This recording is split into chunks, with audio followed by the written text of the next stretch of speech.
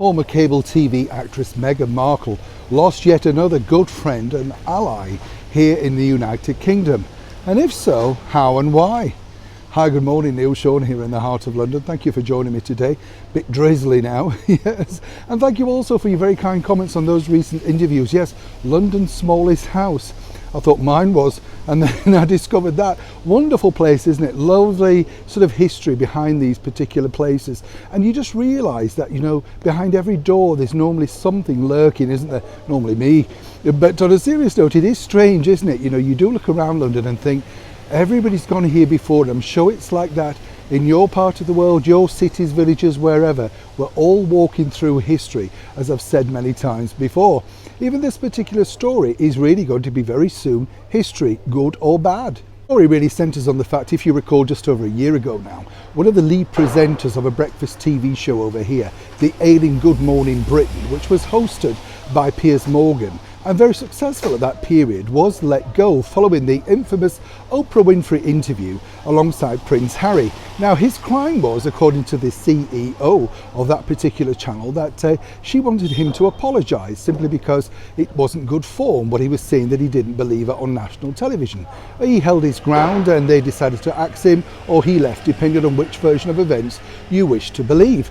And of course, there was a lot of people suggesting that the channel was certainly in the grip of Miss Markle and Prince Harry. As we told you before, it would work well in their favour if they could get an exclusive for his forthcoming book. But seemingly, given this latest report, well, things are taking a turn for the worst, and let me explain. All too well aware now, sadly, Meghan's father, Thomas Markle, recently had a very major health setback, and we wish him a speedy recovery. And naturally, you know, a lot of people around the world were very concerned. Seemingly, though, not his daughter, because on the breakfast TV show that has very, very little viewers, let me tell you, over here in the United Kingdom, they decided to invite Samantha Markle on.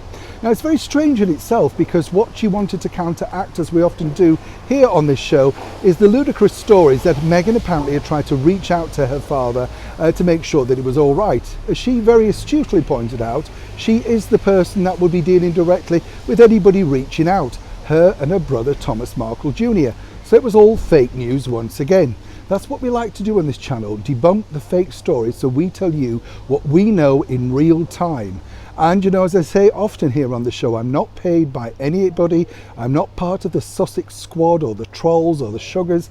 It's simply me bringing you news as an experienced journalist from around the world that I find out. But back to the story. Now, what was interesting here is a lot of people are saying, why on earth would Good Morning Britain invite Samantha Markle on? Given the fact, of course, that they were seemingly very much against, you know, having any negativity regarding Miss Markle. Well, it's quite simple. Ratings, they're desperate. You know, nobody's watching the show, and they know that this particular royal saga does get a lot of ratings. So hats off to Samantha for defending her father and those ludicrous stories about Meghan reaching out.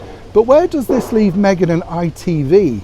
Well, in a rather perilous place, really, because as we know, ITV decided to screen the Duchess of Cambridge piano playing and carol concert at the end of last year to great success. So they've no desire to rock the boat, particularly in these very inclement times regarding ratings, advertising, and more importantly, money, of which the channel subsides on. Now, what's interesting is, moving forward, Samantha, people are saying, would she have been paid? Well, I'm sure she would have been offered a fee. It wouldn't have been a colossal amount, but the amount that ITV and Good Morning received in return will be far exceeding the paltry fee that they offer to their guests. Either way, it looks like a win for Samantha and her father Thomas, debunking these, as I say, ludicrous stories on national television, no matter how few people are watching. As ever, when I know more, you'll know more. Neil Sean in the very heart of London.